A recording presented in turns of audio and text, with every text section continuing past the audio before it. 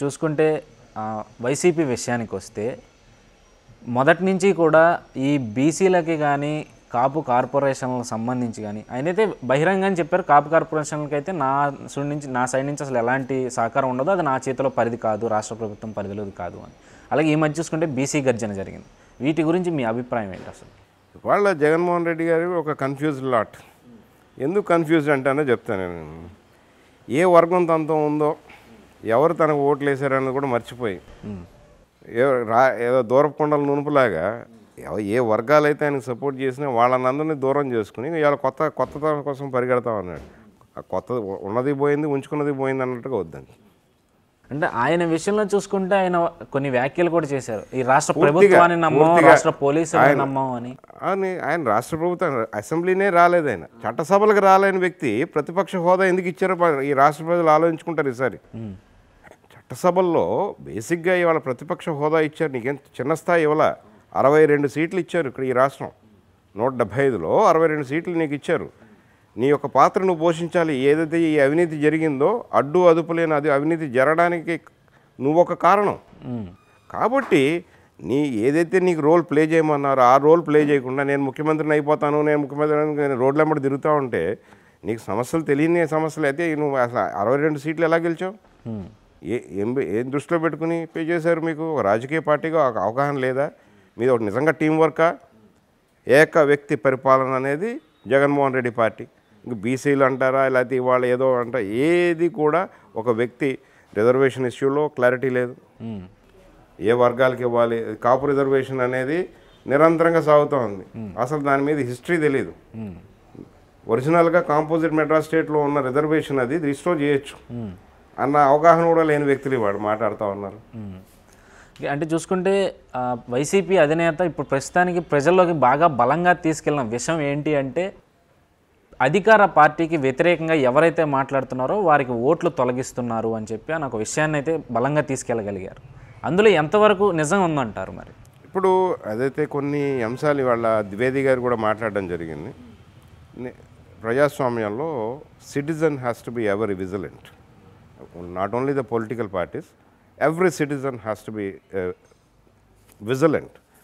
ఇట్లాంటి అంశాలు ఉన్నప్పుడు గతంలో మనందరికీ తెలుసు, అప్పట్లో సిస్టంలో ఆ ఊరు పెద్ద ఒక దగ్గర కూర్చుని ఎవరికి నొక్కమంటే నొక్కే స్థాయి నుంచి ఇవాళ ఆ స్థాయి మారిపోయినాయి.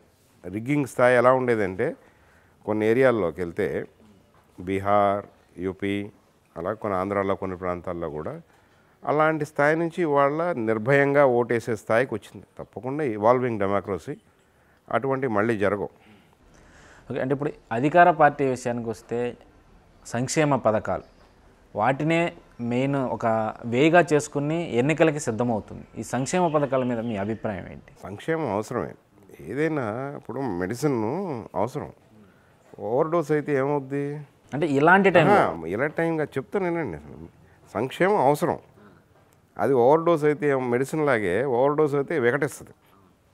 ఎందుకు చెప్తున్నాను? పోనీ నిజంగా ఈ సంక్షేమం అంత అవసరం అని నువ్వు ఫీల్ అయ్యి ఉంటే మొట్టమొదటి సంవత్సరం ఎందుకు పెట్టలా? ఎలక్షన్ ముందు పెడుతున్నావు.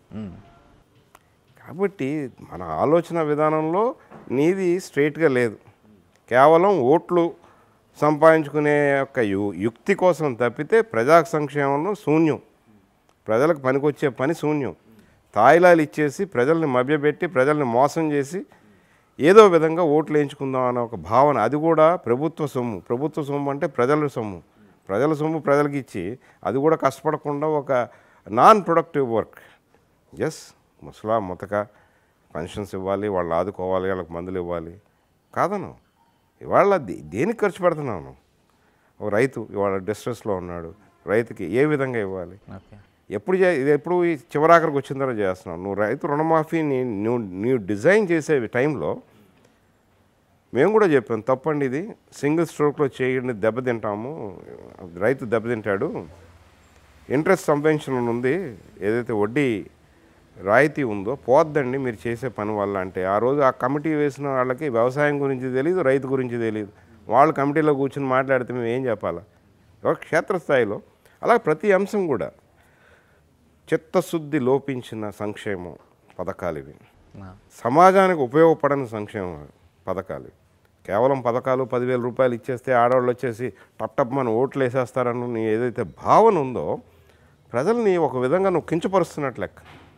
వాళ్ళని నువ్వు చాలా తక్కువ అంచనా వేస్తున్నావు. అదే అంటే ఈ పింఛన్ల విషయం చూసుకుంటే ఒకప్పుడు 75 రూపాయలు ఉండేది, తర్వాత 200, తర్వాత 1000, ఇప్పుడు 2000, రేపు జగన్మోహన్ రెడ్డి గారు వస్తే 3000 ఇస్తానంటున్నారు. అసలు ఏంటి ఈ రాజకీయం ఎటుపోతుందంటారు? ఇది వేలం పట్లాగా.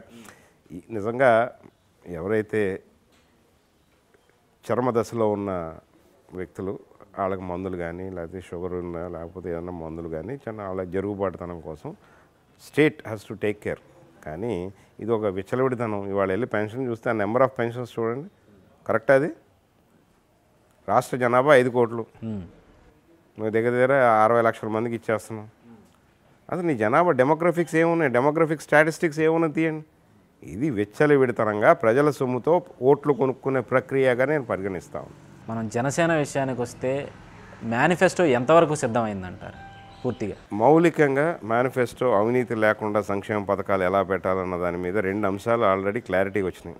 ఒకటి రేషన్ షాప్, ఇది 2,500 నుంచి 3,500 ఒక కుటుంబానికి, 4-5 ఉన్న కుటుంబానికి ఫుడ్ వరకు ఏదైతే ఆహార భద్రత వరకు ఫుడ్ సెక్యూరిటీ ఏదైతే ఉందో అది వచ్చే అవకాశం ఉంది. అది ఖచ్చితంగా చేయగలరు. రెండో అంశం వచ్చాడు సిలిండర్స్, అది చేస్తారు. మిగతా ఏదైతే పర్యావరణం కానీ రైతుల డిస్ట్రెస్ది ఒక పక్కా ప్రణాళిక ఎట్లా ఉండాలి అంటే డే 1 స్టార్ట్ అయితే 3 ఏళ్ల తర్వాత మళ్ళీ రైతుల గురించి ఆలోచించాల్సిన పరిస్థితి లేకుండా చేసే ప్రక్రియ మొదలు పెడతారు తప్పకుండా.